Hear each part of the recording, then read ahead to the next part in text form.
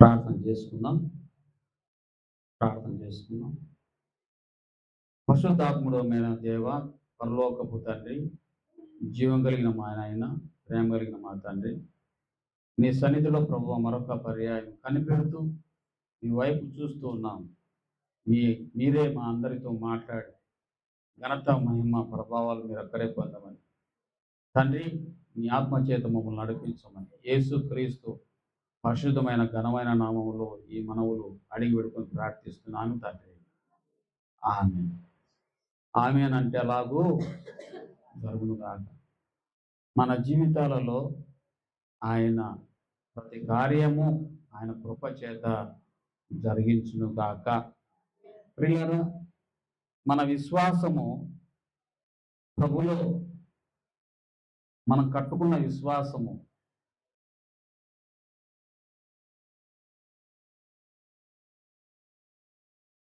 కదిలింపబడనిదిగా ఉండాలి. ఎట్లుండాలి? కదిలింపబడనిదిగా ఉండాలి. ఏది మన జీవితంలో ప్రభు పైన మనం ఉంచిన విశ్వాసం, మన నమ్మకం ఏది కదిలించనిదిగా ఉండాలి. మన విశ్వాసాన్ని కదిలించగలిగినవి ప్రభు నుండి మనం పక్కకు పోయి తొలగడానికి, మన విశ్వాసము నుండి మనం పడిపోవడానికి, మన విశ్వాసాన్ని కదిలించడానికి లోకంలో ఎన్నో ఉన్నాయి.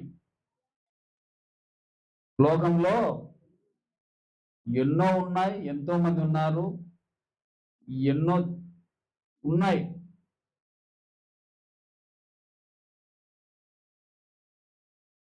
వాటి గురించి మనకు తెలుసు. ప్రభువుని నమ్మిన వారంగా, యేసుక్రీస్తునందు విశ్వాసం ఉంచిన వారంగా నిన్ను ఏది కదిలిస్తుందో ప్రభు నుండి, విశ్వాసం నుండి నీకు బాగా తెలుసు.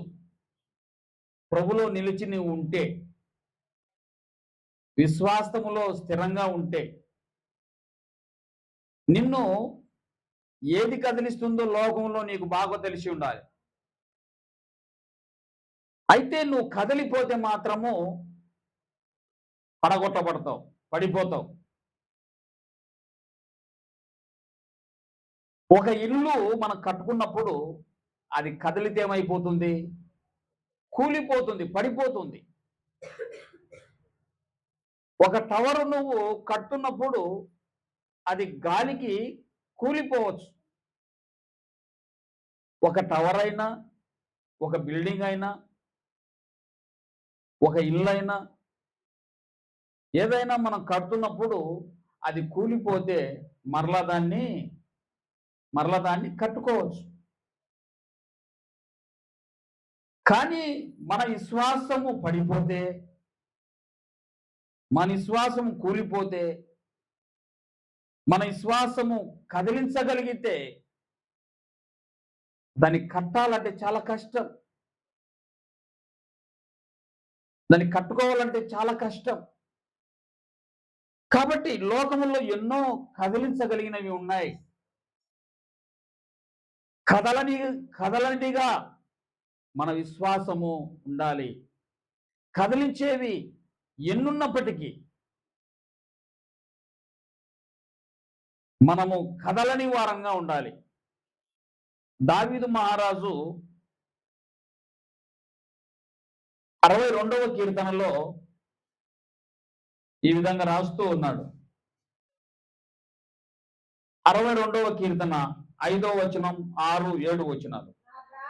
నా ప్రాణమా దేవుని నమ్ముకొని మౌనంగా ఉండుము. ఆయన వలననే నాకు నిరీక్షణ కలుగుతున్నది. ఆయనే నా ఆశ్రయదుర్గము, నా రక్షణాధారము, నా ఎత్తైన కోట. ఆయనే, నేను కదలింపబడను. నా ఎత్తైన కోట, నా ఆధారము, నా రక్షణ దుర్గము, సమస్తము ఆయనే. కాబట్టి నేను కదిలింపబడను. ఆయన నాకు ఉండగా నేను కదిలింపబడను. కాబట్టి మనకు లోకములో కదిలించబడుతున్నవి ఉన్నప్పుడు ఆయనను మనం గుర్తు చేసుకొని ఆయన్ను ఆశ్రయించినప్పుడు మనం కదిలించబడము. మనం అనుకోవచ్చు నేను కదిలించబడలేదు అని. మనం కదిలించబడకపోతే నిజమైన దేవుని యందు మన నమ్మిక కాదు అని అర్థం. నిజముగా నువ్వు దేవుని పైన కట్టబడి ఉంటే, నిజముగా దేవుడు నీకు ఆధారంగా ఉంటే, నువ్వు విశ్వాసము ప్రభులో స్థిరంగా నిలిచి ఉంటే ఖచ్చితంగా నువ్వు ప్రతి దినము, ప్రతిరోజు, ప్రతి క్షణము కదిలించబడుతూనే ఉంటావు. ఏదో ఒక దాని ద్వారా, కనుల ద్వారానో, వినికిడి ద్వారానో, లోకములో కొన్ని వాటిని మనం చూసినప్పుడు, కొన్ని విపత్తులు చూసినప్పుడు, కొన్ని మరణాలు చూసినప్పుడు, కొంతమంది పనికిరాని వాళ్ళు అభివృద్ధి చూసినప్పుడు, కొంతమంది పనికిరాని వ్యక్తులు వడ్డిల్లడం చూసినప్పుడు, వారి సంపాదన చూసినప్పుడు, ప్రభులోను ఉన్న నీ జీవితము దుర్భరంగాను, కష్టంగాను, ఇబ్బందులుగాను ఉన్నప్పుడు, అప్పుల్లో ఉన్నప్పుడు, రోగ పీడితులుగా ఉన్నప్పుడు, నీ బిడ్డలు నీ మాట విననప్పుడు, నువ్వు బాధించబడుతున్నప్పుడు, నువ్వు కష్టాల్లో ఉన్నప్పుడు, ఇవన్నీ చూసినప్పుడు ప్రభులో నీ నీ జీవితము నీవు దేవుడుంటే నాకు ఇట్లా జరుగుతుందా అని నిన్ను కదిలించగలిగినవి లోకంలో ఎన్నో ఉన్నాయి. మాటల చేత బాధించబడినప్పుడు, వాళ్ళ క్రియల చేత నువ్వు బాధించబడుతున్నప్పుడు, నీకు నష్టమే కలిగినప్పుడు ప్రభులో నీ విశ్వాసము సడలి కదిలించని అప్పుడు నువ్వు కదలకుండా స్థిరంగా ఉండాలి. ఇటువంటి లోకములో మనం ప్రతిరోజు ఎదుర్కొంటున్నాం. చాలా మంది కదిలిపోతూ పడిపోతున్నారు, కూలిపోతున్నారు. కానీ నీవు స్థిరంగా ఉండాలి అంటే ప్రభును ఆశ్రయించాలి, దేవుని ఆధారం చేసుకోవాలి. యేసుక్రీస్తుని నువ్వు ఆధారం చేసుకున్నప్పుడు మాత్రమే నువ్వు కదలకుండా ఉంటావు. నువ్వు సొంతంగా కదలకుండా ఉండలేవు. అందుకని అంటాడు ఆయన, నా కోట, నా దుర్గము, నా రక్షణకర్త, నాకు ఆధారము. కాబట్టి నేను కదలను. ఆయన నాకున్నాడు కాబట్టి నేను కదిలిపోను, కదలలేను, పడిపోను, ఆస్కారమే లేదు. కాబట్టి ప్రియులరా, శోధనలు మనకు వస్తాయి. యవనస్తులకైనా, వృద్ధులకైనా, చిన్నలకైనా అందరికీ శోధనలు అనేటువంటివి వస్తాయి. తను నమ్మిన వారికి ఇంకా ఎక్కువ శోధనలు, తనేందు విశ్వసించు వారికి ఎక్కువ శోధనలు. ఇవి మనం నమ్మిన ప్రభుకే వచ్చాయి. ఎవరికి వచ్చాయంట? మనం నమ్మిన ప్రభుకే, యేసుక్రీస్తు ప్రభు వారికి వచ్చాయి. వచ్చాయా? వచ్చాయి. లూకా సువార్త 4వ అధ్యాయంలో మనం చూస్తే యేసుక్రీస్తు 4వ అధ్యాయం మొదటి వచనం మనం చూస్తే యేసుక్రీస్తు ఆ పరిశుద్ధాత్మ ద్వారా ఆయన అరణ్యంలో ఉపవసించడానికి అరణ్యంలోకి ఆయన వెళ్ళాడు, ఒంటరిగా వెళ్ళాడు. ఒంటరిగా వెళ్ళి ఆయన ఉపవసిస్తూ ఉన్నాడు, ప్రార్థిస్తున్నాడు. 1, 2, 3, 10, 20, 30, 40 రోజులు అయిపోయింది. చాలా బలహీనుడు అయిపోయాడు ఆయన. సంపూర్ణమైన మానవుడు యేసుక్రీస్తు ప్రభుల వారు, సంపూర్ణమైన మనిషి కుమారుడు, మానవ జన్మ ఎత్తినవాడు. మనలాగనే ఆకలి, దప్పిక, నొప్పి అన్ని మనలాగానే ఉన్న దేవుని కుమారుడైన యేసుక్రీస్తు మనుషుడుగా ఈ లోకంలో పుట్టిన ఆయనకు మనుషునికున్న అన్నీ ఉన్నాయి, అన్ని శోధనలు ఉన్నాయి. కాబట్టి అపవాది యేసుక్రీస్తుని పడగొట్టడానికి, తన దేవుడు అయిన యెహోవా పనిని జరిగించడానికి, సర్వలోక మానవాళి రక్షణార్థమై దేవుని చేత ఎన్నుకొని ఏర్పరచుకున్న తన ప్రేమైన కుమారుడు, దేవుడై లోకములో శోధించబడ్డాడు. ఈరోజు ఆయన ఆరాధిస్తున్న మనల్ని మనం కూడా శోధించబడతాం. జాగ్రత్తగా దేవుని వాక్యం వినాలి. యేసుక్రీస్తు ప్రభువు వారిని అపవాది శోధిస్తూ ఉంది. బలహీనుడైన యేసుక్రీస్తుని అపవాది శోధిస్తూ ఉంది. బలహీనపరిచే మాటలు మాట్లాడుతూ ఉంది. ఏమంటుంది? నువ్వు దేవుని కుమారుడవైతే ఈ రాళ్లను రొట్టెలు చేసుకుని తినమంటూ ఉంది. యేసుక్రీస్తుకు అసాధ్యమైనది ఏదీ లేదు. మనకు తెలుసు యేసుక్రీస్తుకు అసాధ్యమైనది ఏదీ లేదు. ఆయన ఏమైనా చేయగలడు, దేన్నైనా ఏ విధంగా అయినా మార్చగలడు. ఆయన దేవుని అధికారం పొందినవాడు, తన పిల్లలకు కూడా అటువంటి అధికారం ఇచ్చినవాడు. నీకు కూడా నాకు కూడా మనందరికి కూడా దేవుడు అధికారం పొందిన యేసుక్రీస్తు మనకు కూడా అటువంటి అధికారం ఇవ్వాలని కోరుకున్నవాడు. ఆయన అటువంటి అధికారం ఆయనకు ఉంది. కానీ అపవాది బలహీనపరుస్తూ ఉంది. ఏమని బలహీనపరుస్తూ ఉంది? ఈ రాళ్ళను రొట్టెలు చేసుకొని తిని చూద్దాం అన్నట్టుగా కదలిస్తూ ఉంది. లోకంలో కూడా మనము అపవాది కనిపించకపోయినా అపవాది రూపంలో మనుషులు, వాళ్ళు అపవాదులు కాదు కానీ అపవాది మనుషుల్లో నుండే మనిషిని శోధిస్తూ కదిలించడానికి, పడగొట్టడానికి, పతనం చేయడానికి నిలచిన మనల్ని శోధించినప్పుడు ఆ ప్రభువు ఆయన ఏ విధంగా ఎదుర్కొన్నాడు? శోధనను ఏ విధంగా ఎదుర్కొన్నాడు? ఏ విధంగా నిలచాడు? బలహీనపరిచే మాటలు మాట్లాడుతుంది. బలహీనపరిచే మాటలు, ఈ రాళ్ళను రొట్టెలు చేసుకుని తినమని. లోకములో తన బిడ్డలైన మనల్ని కూడా, లోకంలో మనకు కూడా అటువంటి శోధనలు మనకు కూడా కలుగుతాయి. దేవుని సన్నిధికి వెళితే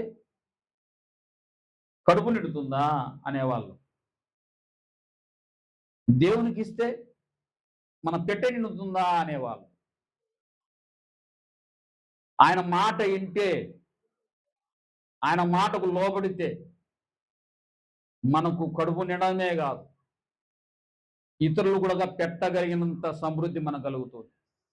లూకా సువార్త 5వ అధ్యాయంలో సీమోను గారు రాత్రంతా ప్రయాసపడ్డాడంట, ఆయనను ఒక చేప కూడా పడలేదు. రాత్రంతా ప్రయాసపడి ఆయన దోణి దిగి కడుక్కుంటున్నాడు. తెల్లవారినప్పుడు యేసుక్రీస్తు వచ్చాడు. ఆయన ఒట్టితోని ఉండడం చూసి, నీ పడవను, నీ దోణిని కొద్దిగా లోతు నడిపించి చేపలు పట్టమన్నాడు. ఆయన అన్నాడు, రాత్రంతా ప్రయాసపడ్డాం ప్రభువా అని. ఆయనను యేసుక్రీస్తు ఉన్నాడు, నా మాట ప్రకారంగా నువ్వు వలవేయమన్నాడు.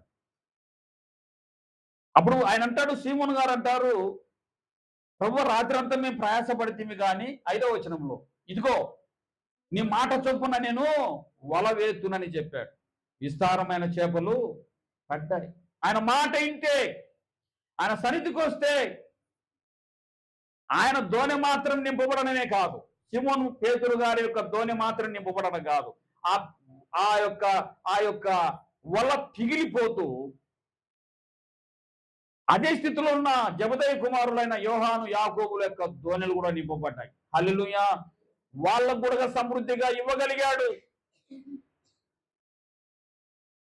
కాబట్టి మనలో శోధకులు లోకానుసారులైన మనుషులు, లోకానుసారమైన జీవితం జీవించే వాళ్ళు. ప్రభు సన్నిధికి వెళితే ఆయన వాక్యం అంటే కడుపు నిండుతుందా? పని చేసుకుంటే కడుపు నిండుతుంది, కానీ ఆయన దగ్గరికి కూర్చుంటే కడుపు నిండుతుందా? యేసుక్రీస్తు అన్నాడు శోధకునితో, మత్తయి సువార్త 4వ అధ్యాయం అదే సందర్భంలో 4వ అధ్యాయంలో ఏమన్నాడు? అందుకు యేసు, మనుషుడు రొట్టె వలన మాత్రమే కాదు కానీ మనుషుడు రొట్టె వలన మాత్రమే కాదు, దేవుని నోటి ఉండొచ్చు ప్రతి మాట వలన జీవించు.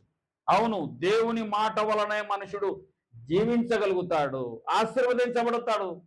దేవుని వాక్యం వినుట ద్వారా, దేవుని సన్నిధికి వచ్చుట ద్వారా, దేవుని వాక్యం విని ఆ విధంగా విశ్వసించుట ద్వారా, ఆయన మాటకు లోబడుట ద్వారా మనుషుడు నిత్యము జీవిస్తాడు. ఆ రోజు సంపాదించుకున్న రొట్టె వలన జీవించాడు, ఆ రోజు సంపాదించుకున్న సంపాద వలన ఆశీర్వదించబడ్డాడు. ద్వితీయోపదేశ కాండంలో అన్నాడు. ఆ 28వ ద్వితీయోపదేశ కాండం 28వ అధ్యాయం. ద్వితీయోపదేశ కాండము 28వ అధ్యాయం 2వ వచనం. అమ్మా, నీ దేవుడైన యెహోవా మాట ఇనిన ఎడల, ఇలాంటి బాగా, నీ దేవుడైన యెహోవా, నీ దేవుని మాట ఇనిన ఎడల ఈ దీవెనలన్నీయు నీ మీదకి వచ్చి నీకు ప్రాప్తించు. నీవు పట్టణంలో దీవింపబడుదువు, పొలములో దీవింపబడుదువు, నీ గర్భఫలము, నీ భూఫలము, నీ పశువుల మందలు, నీ దుక్కుటెద్దులు, నీ గొర్రె మేకల మందలు దీవింపబడును. నీ గంపయు, నీ పిండి పిసుకు తొట్టియు దీవింపబడును. నీవు లోపలికి వచ్చినప్పుడు దీవింపబడుదువు, వెలుపలికి వెళ్ళినప్పుడు దీవింపబడుదు. హల్లెలూయా! ఎన్ని దీవెనలు! నమ్మువారికి దీవెనలన్నీ దేవుడు దయచేయును గాక. విశ్వసించు వారికి అందరికీ దీవెనలన్నీ పొందుదురుగాక. నిన్ను కదిలించగలిగిన ఏది కూడా ఇక్కడ పని చేయకుండా ఉండునుగాక. నువ్వు నమ్మినడలా దేవుని మహిమను చూచుదువుగాక. ఇటువంటి దీవెనలన్నీ కూడా ఆయన మాట వినిన వారికి, వినని వారికి కాదు, అంగీకరించని వారికి కాదు. ఆ శోధకుడు యేసు క్రీస్తుని బలహీనపరుస్తూ ఉన్నాడు. ఆ రాళ్ళ రొట్టెలు చేసుకొని తిను, నీకంత బలం ఉంటే. అవును, ఆయన ఏమైనా చేయగలడు. కానీ అట్టి దాని ద్వారా ఆ మనుషుడు బ్రతకడని తెలుసు యేసుక్రీస్తుకి. అది శాశ్వతమైన ఆహారం కాదు, నా దేవుడిచ్చే ఆహారము. ఏ పూటకు ఆ పూట, ఏ దినమునకు ఆ దినము, ఏ రోజుకు ఆ రోజు నేను ఆయన మాటకు లోబడినప్పుడు నాకు ఆయన దయచేయగలడు. ఒకరి మాటల ద్వారా కాదు, ఆయన మాట నేను అంగీకరించినప్పుడు నేను దీవించబడతాను. ఆ 28వ అధ్యాయంలో ద్వితీయోపదేశ కాండం 2వ వచనములో ఉన్న దీవెనలన్నీ ఆయన మాట ఇన్నిన వారందరికీ ఎన్ని గొప్ప ఆశీర్వాదాలు, ఎంత గొప్ప ఆశీర్వాదకరమైన జీవితము ఆయన దయచేయగలడు. ఇటువంటి శోధన నీకు ఏదైనా సంభవించినప్పుడు లోకములో నీవు నిలచి ఉండడానికి ఆయన యేసుక్రీస్తు ప్రభువు వారు ఆ శోధకుని ఏ విధంగా జయించగలిగాడో ఆ జయ జీవితాన్ని పొందడానికి ఆ యేసుక్రీస్తుని ఆశ్రయించాలి. అందుకనే ఆ కీర్తనకారుడు అంటా ఉన్నాడు, నేను కదలకుండా ఉండడానికి నాకు ఆయన ఎత్తైన కోటగా ఉన్నాడు, నాకు దుర్గంగా ఉన్నాడు, నాకు ఆధారం ఆయనే, నా రక్షణ శృంగం ఆయనే. అవును ప్రియులరా, కదిలించేవి లోకములో కదిలించే మాటలు, బలహీనపరిచే మాటలు, కృంగదీసే మాటలు. ఎవరైనా ప్రభులో నువ్వు కట్టుకొని నీ కుటుంబము, నీవు నిలిచి ఉన్న నీ శ్వాసాన్ని పడగొట్టగలిగే మాటలు, బలహీనపరిచే మాటలు, అపవాది సంబంధించిన మాటలు ఏదైనా ఉంటే వాటిని జయించడానికి యేసుక్రీస్తుని నీకు ఆధారంగా చేసుకో. యేసుక్రీస్తుని గుర్తు చేసుకో. నువ్వు ఆరాధిస్తున్న యేసుక్రీస్తు ప్రభువారు కూడా శోధించబడి నిలవబడ్డాడు. అపవాది చేత శోధింపబడి అయినా స్థిరంగా నిలిచి ఉండడానికి బలమైన విశ్వాసం, కడలని సడలని విశ్వాసము యేసుక్రీస్తు ప్రభువారు. రెండవదిగా మరొకటి మనం చూద్దాం. చూడండి, ఇదే లూకా సువార్తలో మనము 4వ అధ్యాయము 5 నుండి 6 చూస్తే అక్కడ యేసుక్రీస్తుని అపవాది ఏ విధంగా శోధిస్తుంది. 5వ వచనం నుండి అమ్మా, అప్పుడు అపవాది ఆయనను తీసుకొని పోయి, వినాలి బాగా, ఆయనను తీసుకొని పోయి భూలోక రాజ్యములన్నిటినీ ఒక్క నిమిషములో ఆయనకు చూపించి, ఈ అధికారమంతయు ఈ రాజ్యముల మహిమయు నీకిత్తును, అది నాకు అప్పగింపబడి ఉన్నది, అది ఎవనికి నేను ఇయ్యగోరుదును నేను వానికి ఇత్తును. కాబట్టి నీవు నాకు ముక్కితివా, ఇదంతయు నీదగునని ఆయనతో చెప్పారు. ప్రియులరా, చూశారా యేసు క్రీస్తు ప్రభువు వారిని ఆయన సడలేటట్టుగా, ఆయన కదిలేటట్టుగా అపవాది మరొకసారి రెండవ పర్యాయం శోధిస్తూ ఉంది. ఏమని శోధిస్తూ ఉంది? భూలోక రాజ్య మహిమలంతా, ఒక మాటలో చెప్పాలంటే ఆయనకు ఆశ చూపెడుతూ ఉంది. ఏం చూపెడుతూ ఉంది? ఆశ చూపెడుతూ ఉంది. అవును ప్రియులరా, ఒక విశ్వాసిని పడగొట్టగలిగింది ఏంటంటే ఆశ. ఏదైతే మనము అపేక్ష కలిగి ఉంటామో, దేన్ని ఏ చోటైతే మన మనసు ఉంటుందో అదే మన దగ్గరకు వచ్చి నిలిపి మనల్ని పడగొట్టేయడానికి ఒక ప్రయత్నము, ఆశ చూపెడుతుంది అపవాది, శోధకుడు. ఏమిటి మన మన మన ఆశ? మనుషుల యొక్క ఆశ ఏంటంటే ధనం. నీ హృదయం ఎక్కడుంటుందో, నీ ధనం ఎక్కడుంటుందో, నీ హృదయము అక్కడే ఉంటుంది. మనం ఎంత ఇన్నా ఏది చేసినా ధనము మనకు వస్తుంది అంటే ఆ రోజు నిజంగా మనము మన విశ్వాసము పక్కన పెట్టి, మన విశ్వాసం విడిచిపెట్టి మనకు కావాల్సిన దాన్ని పొందుకోవడానికి ధనం ఉంటే మనకు సమస్తము, మనకు ఏదైనా మనం చేయగలము, సంపాదించుకుంటే మనం ఏదైనా సాధించగలము, ఏదైనా మన అక్కర్లు తీర్చుకోగలము, మన జీవితకాలంతో సుఖంగా ఉండగలము అనేటువంటి భ్రమ మనకు కలుగుతుంది. యేసుక్రీస్తు వారికి అటువంటి భ్రమను కలిగించింది అపవాది, శోధకుడు. అది సమస్త కీడులకు మూలం అంటున్నాడు పౌలు. తిమోతికి రాసిన పత్రికలో మొదటి పత్రిక,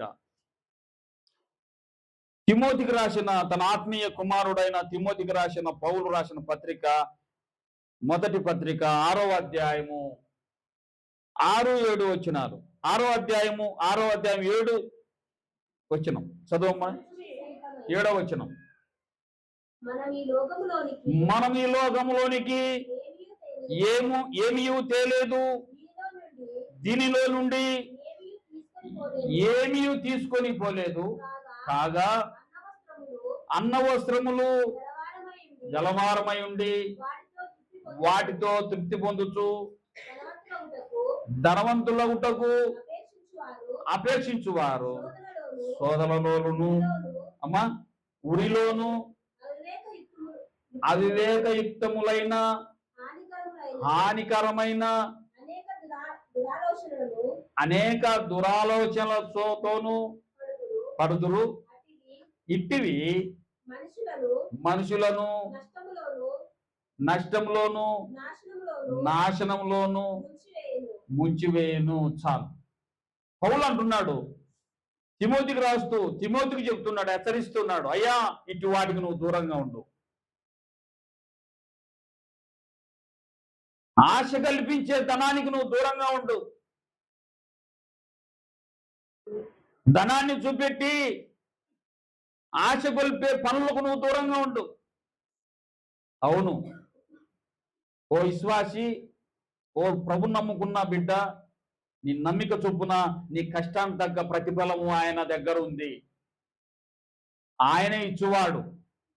నీ కష్టానికి తగ్గ ప్రతిఫలం ఆయన ఇస్తాడు, నువ్వు ఆయన మాట యందు నమ్మిక ఉంచినట్లయితే. నువ్వు సడలకుండా పడకుండా స్థిరంగా ప్రభులో ఉండు. నువ్వు కదిలించగలిగిన లోకములో నీకు ఆశ కల్పించే ధనము, మరొకసారి చెప్తున్నాను, ఇది ఎట్టివారినైనా పడగొట్టగలిగిన శక్తివంతమైనది. నువ్వు చూసినప్పుడు చూడండి, కొంతమంది మాటలు ఉంటాయి. వాళ్ళు చూడు ఎంత బాగా సంపాదించుకున్నారు, ఇల్లు చూడు ఎంత వరకు ఎంత బాగా ఇల్లు కట్టుకున్నారు, వాళ్ళు చూడు పొలం కొన్నారు, వాళ్ళకేమన్నా భక్తి ఉందా, వాళ్ళకేమన్నా నీతి ఉందా, వాళ్ళకేమైనా ధర్మం ఉందా? వాళ్ళకేమైనా భయం ఉందా? భక్తి ఉందా? విశ్వాసం ఉందా? ఏమీ లేదు. వాళ్ళు చూడు ఎంత బాగున్నారు, వాళ్ళు చూడు ఎంత బాగా సంపాదించుకున్నారు. వాళ్ళ తరతరాలు కూర్చొని తిన్నా, తరతరాలు కూర్చొని తిన్నా తరగని ఆస్తి వాళ్ళకు ఉంది. తరగని ఆస్తి వాళ్ళకు ఉంది. అటువంటి ఆస్తి సంపాదించుకుంటే, అటువంటి ఆస్తి మనకుంటే శాశ్వతంగా బ్రతకచ్చు, రాజ్యాలు ఏలొచ్చు, దేన్నైనా మనము సుఖపడవచ్చు అనుకుంటాం. దేవుడు అంటాడు, ఎర్రివాడా ఈ రాత్రి నీ ప్రాణము, ఎర్రివాడా ఈ రాత్రి నీ ప్రాణం ఎవరో అడుగుచున్నారు. నువ్వు సంపాదించిందంతా ఎవరి పాలవును? ఒకడు లోకమంతా సంపాదించుకోవాలి, ప్రాణం పోగొట్టుకుంటే ఏం ప్రయోజనము? ప్రియులారా, దేవుడు ఇవ్వాలి, దేవుడు ఆశీర్వదించాలి. చక్కటి మాటల చేత నీవు కదలకుండా కదిలి పడిపోవద్దు. విశ్వాసమైన నీవు కదిలి పడిపోవద్దు. ధనము శాశ్వతం కాదు, కిరీటములు యుగములు ఉండవు. నీకంటే ముందు సంపాదించిన వారిని ఒకసారి చూడు. నీకంటే ముందు సంపాదించిన వారు, కోట్లు సంపాదించిన వారు చూడు, ఏమైనా తీసుకెళ్లారా వాళ్ళు? కాబట్టి పౌలు అంటున్నాడు, అన్న వస్త్రములు గలవారమై సంతృప్తిగా ఉండయా? దీన్ని ఆశించిన వారు నానా శోధనలు పడిపోయారు, విశ్వాసము నుండి తొలగిపోయారు, పోర్చుకున్నారు, చచ్చిపోయినారు అయ్యా, చంపుకుంటున్నారు. అనేకమైన ఇబ్బందులు దీని ద్వారా, అనేకమైన శోధనలు, అనేకమైన బాధలు, కష్టాలు దీని ద్వారా సంభవిస్తాయి తప్ప ఇది శాశ్వతమైనది కాదు, సమాధానకరమైనది కాదు. కాబట్టి దీన్ని నువ్వు జయించు, దీనికి నువ్వు దూరంగా ఉండు అని పౌలు తిమోతికి చెబుతున్నాడు. ఈ విషయంలోనే అపవాది శోధకుడు యేసుక్రీస్తుని కదిలించింది, లోక మహిమలన్నీ చూపెట్టి. యేసుక్రీస్తు ఆ శోధకుని జయించగలిగాడు. కొలస్సీలకు రాసిన పత్రికలో రాయబడి ఉంది. కొలస్సీలకు రాసిన పత్రిక 2వ అధ్యాయం 3వ వచనం రాయబడి, బుద్ధి జ్ఞానములు సర్వసంపదలు ఆయనందే గుప్తంగా ఉన్నాయి. బుద్ధి జ్ఞానము సర్వసంపదలు ఆయనందే ఉన్నాయి. ఆయన ఎవరికి ఇవ్వగలడో వారికి ఇస్తూ ఉన్నాడు. చక్కటి, అక్కడ రాయబడి ఉంది, చక్కటి మాటల చేత మీరు మోసపోకుడి. నిన్ను కదిలించగలిగిన మాటలు, నిన్ను కదిలించగలిగిన మాటల చేత నువ్వు మోసపోకుడి. చక్కటి మాటల చేత నువ్వు మోసపోవద్దు. అపవాది శోధకులు వంటి వారు, ఇదిగో వారు అంతగా భక్తి లేని వారు, విశ్వాసం లేని వారు, దుర్మార్గులు, దూషకులు, పనికిరాని వాళ్ళు సంపాదించారు. ఒక ఆశ నిరాశపరిచి, నిన్ను ప్రభులో ఉన్న నిన్ను నిరాశపరిచి, లోకాశలు చూపెట్టి నిరాశపరిచి, నిన్ను కదిలేటట్టుగా విశ్వాసమైన నిజమైన నీ విశ్వాసాన్ని కదిలి పడగొట్టగలిగింది శోధన. కాబట్టి నీ విశ్వాసము లోకములో జాగ్రత్తగా చూసుకోమని చెబుతూ వాక్యము హెచ్చరిస్తూ ఉంది. మూడవది మనం చూస్తాం, ఆ లూకా సువార్త 4వ అధ్యాయము 9 నుంచి 12 వచనాలు. ఆ పిమ్మట ఆయనను అనగా యేసుక్రీస్తు ప్రభువు వారిని యెరూషలేముకు తీసుకుని వెళ్ళి దేవాలయ శిఖరమున ఆయన నిలవబెట్టి, నీవు దేవుని కుమారుడు అయితే ఇక్కడ నుండి కిందికి దూకుము, నిన్ను కాపాడుటకు నిన్ను గూర్చి తన దూతలకు ఆజ్ఞాపించును. అపవాది చూడండి, అపవాదికి అంత శక్తి ఉందా? అపవాదికి అంత శక్తి ఉందా? అంత శక్తి ఉంది. మనుషుల మాటలకు కూడా అంత శక్తి ఉంది. నీ మాటకు కూడా అంత శక్తి ఉంది. నువ్వు ఎవరినైతే శపిస్తావో, ఆ శాపము వారిలో ఆ శాపానికి సంబంధించిన పాప దోషం ఉంటే వారి పైకి అది వచ్చేస్తుంది. వారి పైన అటువంటి పాప దోషమును శపించు వారి పట్ల లేకపోతే అది నీ వరకు నీకే వచ్చి నిన్నే పతనం చేయగలుగుతుంది. నువ్వు ఎవరినైనా దీవించగలిగితే ఆ దీవెన వచనము వారి పైన దీవెనకరంగా ఉండడం కాదు, దీవెనకరంగా ఉండడమే కాదు, కానీ నీవు కూడా దీవించబడతావు.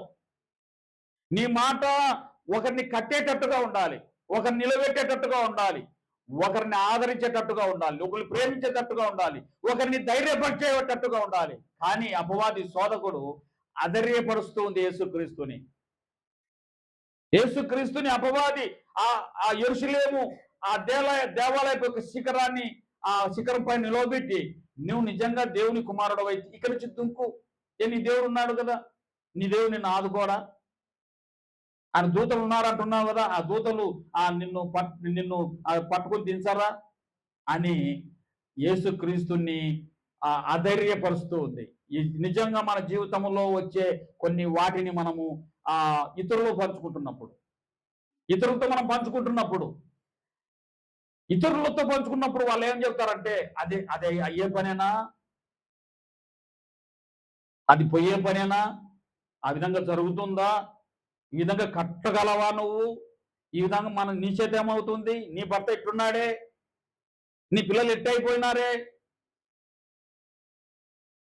నీకు ఎటువంటి బలం లేదు. చూడండి, అధైర్యపరిచే మాటలు, బలహీనపరిచే మాటలు. కానీ నేను నమ్మిన దేవుడు చాలా శక్తివంతుడు, నువ్వు నమ్మిన విశ్వాసము చాలా శక్తివంతమైంది, నువ్వు ఆధారపడిన దేవుడు నమ్మదగిన దేవుడు. పౌలు అన్నాడు ఫిలిప్పీలకు రాసిన పత్రికలో 4వ అధ్యాయంలో, ఫిలిప్పీలకు రాసిన పత్రిక 4వ అధ్యాయం 13వ వచనంలో ఏమన్నాడు, నన్ను బలపరచు అని అందే నేను సమస్తము చెయ్యగలను, హల్లెలూయా. నన్ను బలపరచు అని అందే ఆయన నన్ను బలపరుస్తూ ఉండగా, నన్ను బలపరచు అని అందే నేను సమస్తము చేయగలను, ఏదైనా చేయగలను. నీ భర్త నీకు సహకారిగా ఉండకపోయినా, నీ పిల్లలు నీకు సహకారులుగా ఉండకపోయినా, నీ బంధువులు మన బంధువులు మనల్ని బలపరచకపోయినా, బలహీనపరిచిన, నీకు ఉద్యోగం లేకపోయినా, నీ జీవితంలో నువ్వు బలహీనుడుగా ఉన్నా, మనం నమ్మిన మన విశ్వాసం మన యేసుక్రీస్తు బలవంతుడు. ఆయన ఏమైనా చేయగలడు, దేన్నైనా మార్చగలడు. మా జీవితంలో మేము చూసాం, మా జీవితంలో యేసుక్రీస్తు వారు ఇచ్చిన వాగ్దానములు మా జీవితంలో నెరవేర్చడం చూసి ఆశ్చర్యపోయాం. అద్భుత కార్యాలు జరిగించిన దేవుడు ఆయన. మనల్ని బలపరచు అని అంటే మనం ఏదైనా చేయగలం తప్ప మన సొంతంగా ఏది చేయకపోవచ్చు, మన చేత ఏది కాకపోవచ్చు. మనము నమ్మిన మన విశ్వాసానికి కర్త, దాన్ని కొనసాగించువాడైన యేసు వైపు చూసి మనం ఏదైనా కట్టగలం, ఏదైనా చేయగలం. అధైర్యపడవద్దు. నీవు ఆయన్ను శోధించకూడదు. నీ దేవుడైన యెహోవా యందు నమ్మిక ఉంచిన నీవు ఆయన్ను శోధించకూడదు. ఆయన ఏమైనా చేయగలడు అనే నమ్మిక మాత్రం నీకు ఉండాలి. నువ్వు అధైర్యపడవద్దు. సాతాను యేసుక్రీస్తు శరీరంలో ఉన్న శారీరక సంబంధమైన అధైర్యం ఆయనలో ఉందని ఆయనను శిఖరమును నిలవబెట్టి ఆయన అధైర్యపరుస్తూ, నీ దేవుడు సత్యవంతుడైతే నువ్వు దుంకు చూద్దాం. అవును, ఆయన సత్యవంతుడే, ఆయన మన బ్రతికించగలడు. ఆయన మన పాదములు రాయి తగలేడు. కానీ ఆయన శోధించిన అవసరమే లేదు. ఆ విశ్వాసం నాకు ఉంది. నేను ఎక్కి దుంకాల్సిన అవసరమే లేదు. ఆయన నాకు ఆజ్ఞాపించలేదు. ఆ ధైర్యం నీకు వద్దనే వద్దు. మనల్ని బలపరచు అని అంటే ఆయన సమస్తం ఏదైనా చేయగలడు. అటువంటి స్థితి వచ్చినప్పుడు అటువంటి ఎదుర్కోవడానికి ఆ ధైర్యం ఆయన ఇస్తాడు.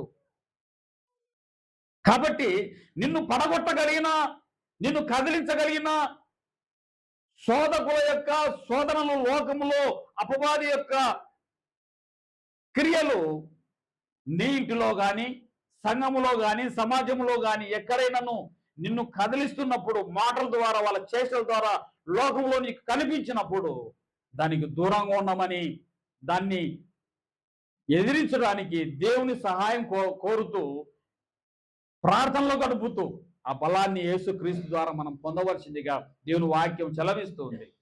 దావీదు అంటున్నాడు, నేను కదిలించకుండా ఉండడానికి ఆయన నన్ను కదిలించకుండా ఆయన నన్ను నిలిపాడు అన్నాడు కదా.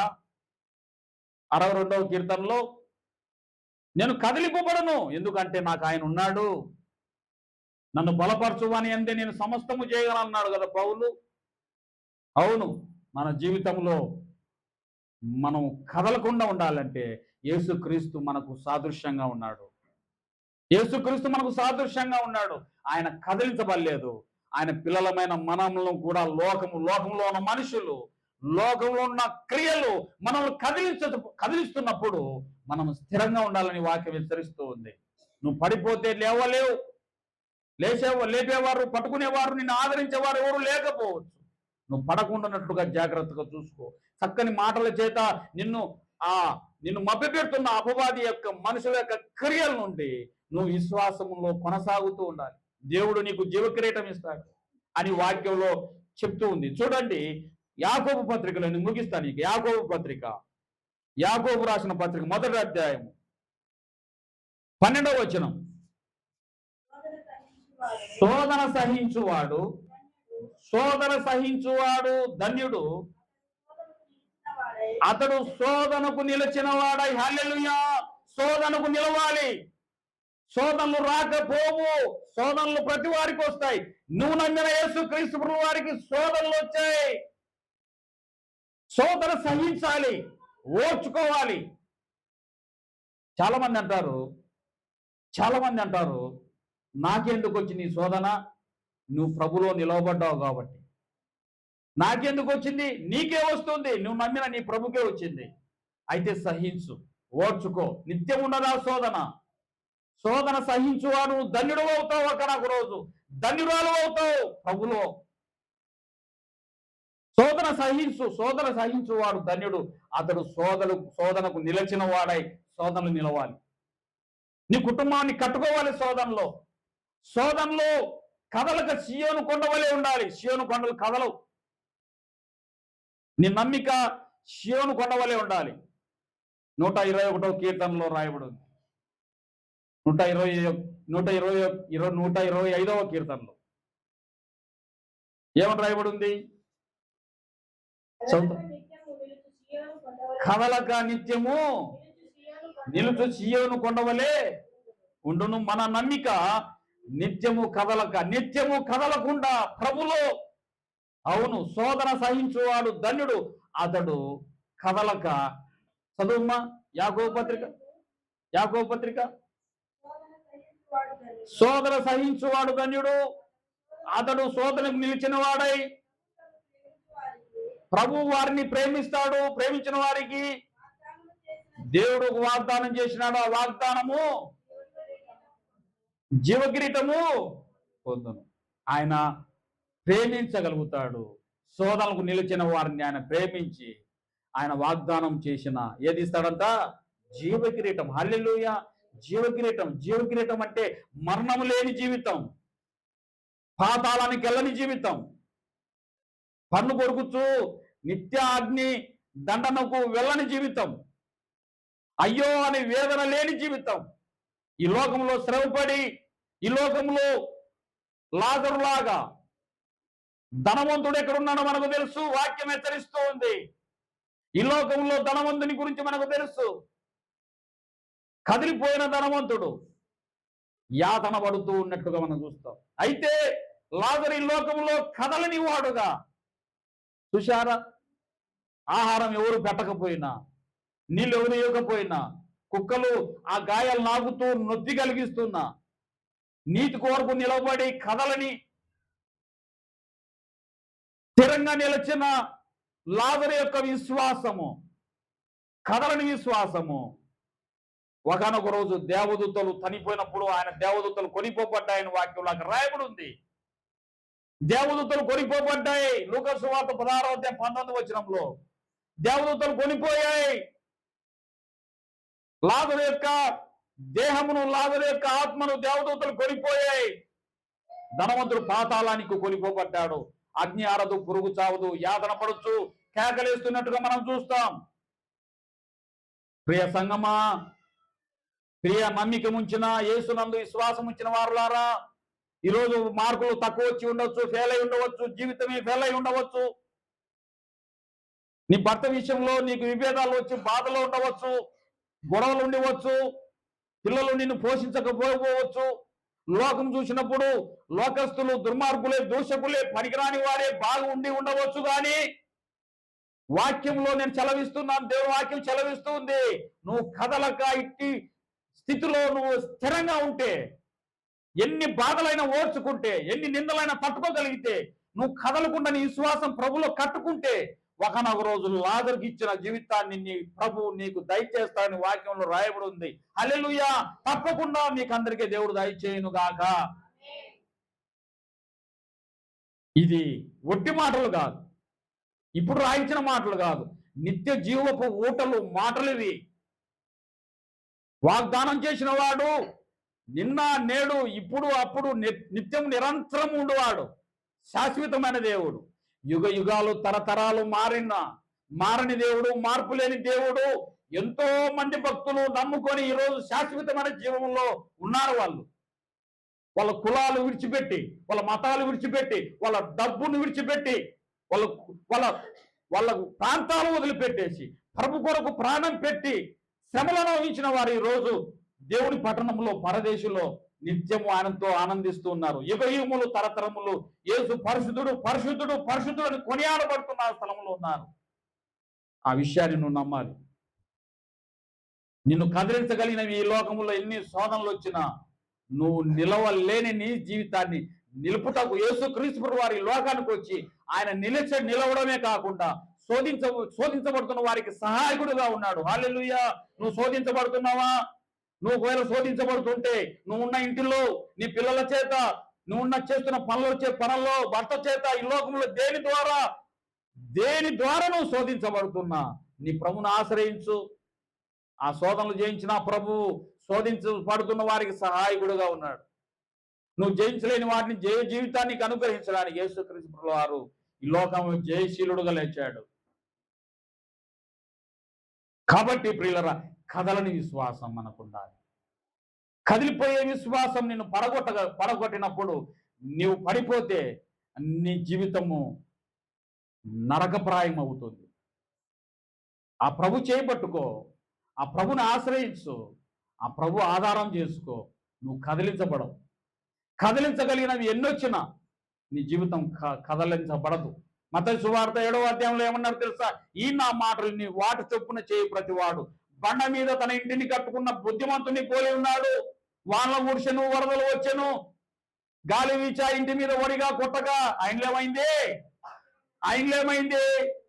పడిపోలేదు. ఎందుకంటే బండ మీద కట్టబడిన, లోతుగా త్రవ్వబడి బండ మీద కట్టబడిన ఇల్లు అది. యేసుక్రీస్తు అనే మాట వలన కట్టబడిన ఇల్లు బుద్ధిమంతుని ఇల్లు అది. ఎన్ని శోధనలు వచ్చినా నిన్ను కదిలించినా ఆ ఇంటిని కదిలించలేవు, నిన్ను కదిలించలేవు. ప్రభులో కట్టబడిన జీవితం కదిలించలేవు. ఆయన మాట ఏందో నమ్మిక ఉంచితే అన్ని దీవెనలు వస్తాయి, అన్ని ఆశీర్వాదాలు వస్తాయి. కాబట్టి ప్రియులరా, దేవుని యొక్క మాట జీవపు మాట, బ్రతికించే మాట, కట్టే మాట, నిలవబెట్టే మాట. ఏది వచ్చినా నీ జీవితంలో దేని నమ్మక ఆయన నిన్ను బలపరచు అనేది నీ పట్ల ఏదైనా చేయగలరు. నమ్మి విశ్వాసంతో, సడలని విశ్వాసంతో, కదలని విశ్వాసంతో స్థిరంగా ఉండమని, లోకంలో ఇటు శోధనతో కూడిన ఏ మాట, ఇటువంటి శోధనలతో కూడిన ఏ క్రియ ద్వారా నిన్ను పడగొట్టాలని దేది నీ దగ్గరికి వచ్చిన, భర్త రూపంలో వచ్చిన, భార్య రూపంలో వచ్చిన, బిడ్డల రూపంలో వచ్చిన, పాస్టర్ గారి రూపంలో వచ్చిన, సంఘ పెద్దల రూపంలో వచ్చిన, లోకంలో మనుషుల్లో ఏ రూపంలో వచ్చినా నీ విశ్వాసము బండ మీద అనే క్రీస్తు మాట వలన బుద్ధి మంతుడవై, బుద్ధిగల కన్నికవై, జ్ఞానవంతురాలై నీ జీవితాన్ని కట్టుకుంటూ అశాశ్వతమైన లోకంలో అశాశ్వతమైన నీ నీడలాంటి నీ ప్రాణమును ఒకనొక రోజు పోగొట్టుకుని విడిచి వెళ్ళవలసిన ఆ గడియలు మన జీవితంలో అందరూ పొందవలసిందే. కానీ శాశ్వతమైనది ఒకటి ఉంది, ఆయన వాగ్దానంతో కూడిన జీవితం. ఆయన ఎందుకు నమ్మిక ఉంచు వారికి నిత్య జీవం ఇచ్చే ఆ వాగ్దానం, ఆయన విశ్వాసం ఉంచు వారికి నిత్య జీవ కిరీటం ఇచ్చే ఆ వాగ్దానము మీకు అందరికీ దేవుడు దయచేసి మీకు అందరికీ దయచేసి ఇటువంటి లోక సంబంధమైన వాటి యందు శోధించబడుతున్నప్పుడు స్థిరంగా సడలని వారుగా స్థిరంగా ఉండాలని యేసుక్రీస్తు నామమందు నేను మీకు మరొక్కసారి మీకు మనవి చేస్తున్నాను. వాక్యం ద్వారా నా జీవితంలో నన్ను అటువంటి శోధనలు మా కుటుంబానికి వ్యక్తిగతంగా నాకు ఎన్నో శోధనలు కదిలించగలిగినవి.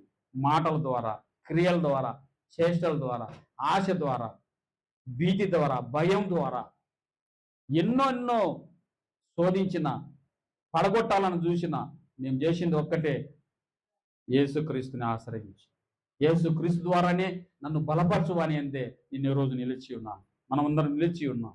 అటువంటి కృప పరిశుద్ధాత్మ దేవుడు నాకు మాత్రమే కాదు, మన పూర్వీకులు విశ్వాసులైన వారికి మాత్రమే కాదు, ఇక్కడున్న మనందరికీ దయచేసి అతి స్థిరమైన విశ్వాసం నిత్యము నిరంతరము మనకందరికీ దయచేయును గాక. ఆమేన్, ఆమేన్, ఆమేన్, ఆమేన్ అన్న మీకు అందరికీ కూడా ప్రభు కృప తోడైను గాక. ప్రార్థించుకుందాం. కృప కలిగిన తండ్రి, ప్రేమ కలిగిన మా ప్రభువా, వందనాలు, స్తోత్రాలు. ఒక మంచి అంశముతో ప్రభువా, ఇదిగునైనా మా విశ్వాసము సడలిపోకుండా, నైనా మేము పడిపోకుండా క్రీస్తులో మా విశ్వాసం కట్టుకోవడానికి, లోకంలో శోధనలు ఎన్నొచ్చినా నిలిచి ఉండడానికి మీరు కృప అనుగ్రహించి నీ బిడ్డలతో స్పష్టంగా మాట్లాడారు ప్రభువా. అవునైనా వందనాలు, స్తోత్రాలు చెల్లించుకుంటూ వచ్చిన నీ బిడ్డలందరినీ పేరు పేరుని దీవించి బలపరిచి ఆశీర్వదించమని, తోడుగా ఉండమని దాన్ని మరొక్క పర్యాయం తండ్రి మమ్మల్ని క్రీస్తులో నీ మాటలు ఏందో నమ్మిక ఉంచి కట్టుకోవడానికి కృప అనుగ్రహించమని యేసుక్రీస్తు పరిశుద్ధమైన ఘనమైన నామములో ఈ మనవులు అడిగి వేడుకొని ప్రార్థిస్తున్నాను తండ్రి. ఆమేన్, ఆమేన్. అందరికీ వందనాలు.